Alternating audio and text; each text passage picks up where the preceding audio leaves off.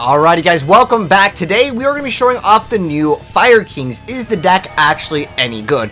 And well, they have a very insane, powerful new card in terms of their continuous support, which just lets you place a Fire King island, which is kind of really good for the deck. But when you mix it up with one of the combos that you're about to see, it actually becomes quite good turn 2, being able to wipe the board. Basically, this deck is just a Raigeki and Dark Hole. Like, that's basically what you do with Fire Kings, and they reoccur, okay?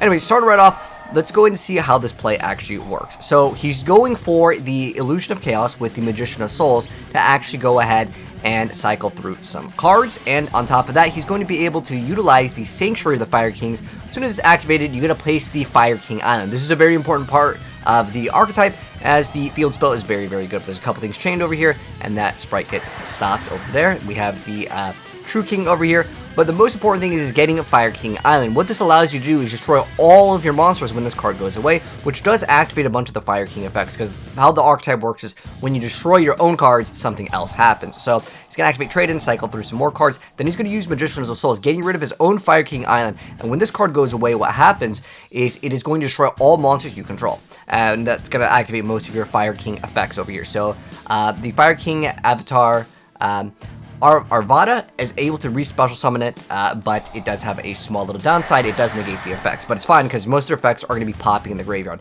Now, this is their brand new boss monster. This is a Sacred Fire King Garunix.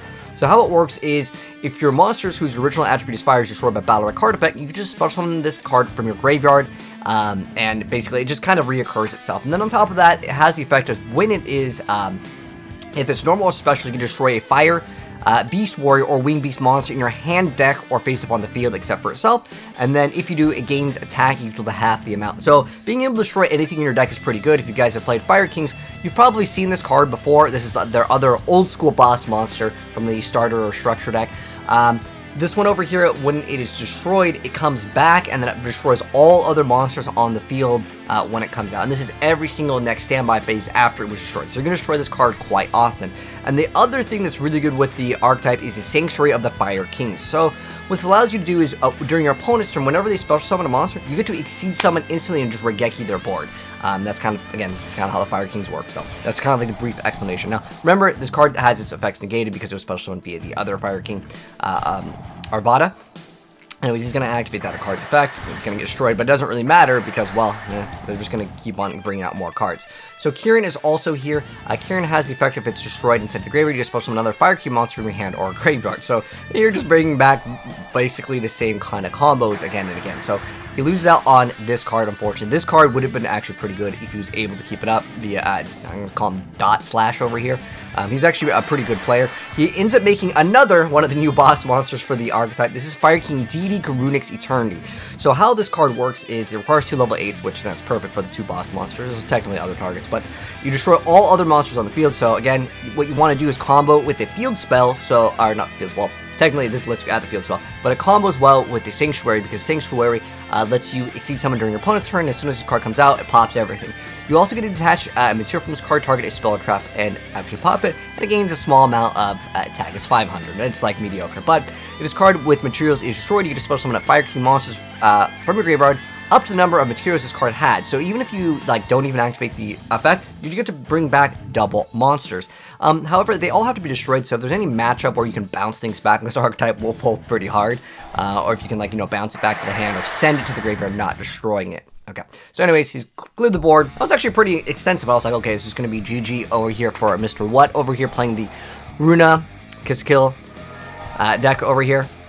So anyways, he's got the Live Twins, and then he's going to go ahead and special summon the Runic Wings. Go ahead and search out, go place the field spell, go ahead and make the Gigantic Sprite.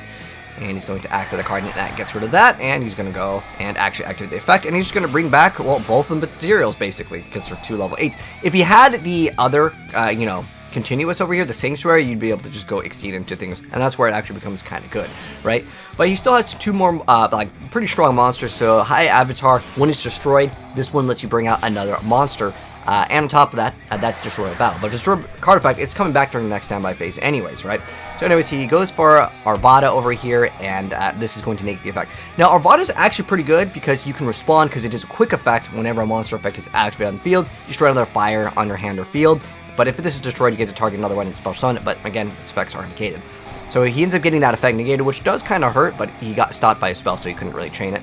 Now he's going to activate Circle. This card has always been pretty insane, being able to just get back another card, so he's going to be able to destroy Arbata, bring out another card, then that's going to activate Arbata's effect, and bring out an additional card. And remember, whenever anything that is fire dies, you get to bring back the brand new boss monster for the archetype. So he's going to bring back Karen over here, and now he's going to also bring back Garunix, and he's going to heal up every single time, but it's like such a small amount, it doesn't really matter. But there's going to be some exciting Yu-Gi-Oh stuff. He makes number 7, Dragloon Beyond over here, which I was like, dude, okay, this is getting pretty hype. Anime status. He goes for number 100, 9,000 attack, and he smacks him for game. That was like amazing. I was really not expecting that out of Fire Kings. But let's go and talk a little bit about the deck, and I'll give you guys a brief little deck profile for you guys. So again, Dot/Slash played it relatively well for what the deck does. So at the end of the day, is this deck actually good? Is it meta? Well, no. I mean, you saw the end board. Like, all you could do with an end board is maybe you could have this card, right? And then maybe you'll have like another like Fire King, right? Most of them, they're pretty mediocre. All they really do is pop board. And then you basically have on your opponent's turn a Raigeki with a follow-up of, well, you're going to bring back some of the other monsters. But the main problem this whole archetype would have is if you bounce back things. But there are other cards to combat it, like Circle of Fire Kings, because you're able to target, one, and you destroy one that you control, and then you bring another one, so your opponent can kind of be disrupted. I think to make the archetype actually good, you just need a lot more searchability in the deck to always have access to like a Circle of the Fire Kings, because the deck doesn't really have too much room for like additional hand traps, because obviously you need to play Tenki, you need to have your starters for the archetype, like these are great over here, and then on top of that, you get to just bring back this card, and lets you add a Fire King card, which, yeah, you could argue that one is pretty good. But let you search it out of the deck, but I still think that there needs to be some more consistency. You can also use Rekindling for some really cool, like, Exceed or big plays. So the deck is really not that bad, but is it, like, meta S tier? I would say it is probably far from it, but I'm going to go ahead and mouse over the card just so you guys can see all of the cards in the deck, and also I'll include the download link via the Discord over here. But yeah, Dot/Slash, you played it relatively well. You made even the brand new boss monster. And I think that this card's like, okay, I think it just needed a quick effect of just popping one thing. If it also had that as an effect of detaching one to pop one, I think that this could be much better. But the number 100 was a little spicy, like, anime status thing, and I always like to see those kind of anime plays at the very end of it. But anyways, if you guys have played the new Fire Kings, what do you guys think of them? Do you guys think they're good, they're bad, or is it just kind of in the middle? I put it in the middle as right now. Again, against a high tier meta deck, there's just not enough negations when you end your turn. You can get a disruption of pop, but that's really about it. And they have a huge flaw is, well, you kind of need the graveyard, 1. 2, well, on top of that, you need them to be destroyed. Anyways, that's gonna wrap it up. If you guys enjoyed the video, drop a like on it. If you're new here, hit subscribe to the bell so you don't miss out when we cover up more new Yu-Gi-Oh stuff. And I'll catch you in the next video. Peace!